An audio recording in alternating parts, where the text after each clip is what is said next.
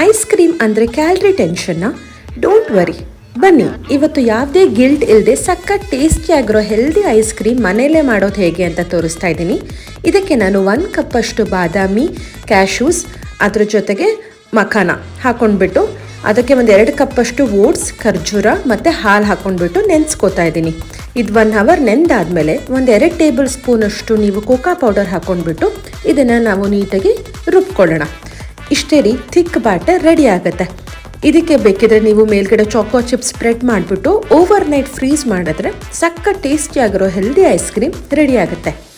ನಿಮಗೆ ice cream ಟೆಕ್ಸ್ಚರಲ್ಲೇ ಬೇಕು ಅಂತಂದರೆ ಈ ಬ್ಯಾಟರ್ನ 1 ಅವರ್ ಫ್ರಿಜ್ಜಲ್ಲಿ ಇಟ್ಬಿಟ್ಟು ತೆಗೆದು ಮತ್ತೊಂದು ಸತಿ ಮಿಕ್ಸಿ ಮಾಡಿ ನೀವು ಓವರ್ ನೈಟ್ ಮಾಡಿದ್ರೆ ಸೂಪರಾಗಿರೋ ಇನ್ನೂ ಐಸ್ ಕ್ರೀಮ್ ಯಾವ ಟೆಕ್ಸ್ಚರಲ್ಲಿ ಬರುತ್ತೋ ಅದೇ ಟೆಕ್ಸ್ಚರಲ್ಲಿ ರೆಡಿ ಆಗುತ್ತೆ.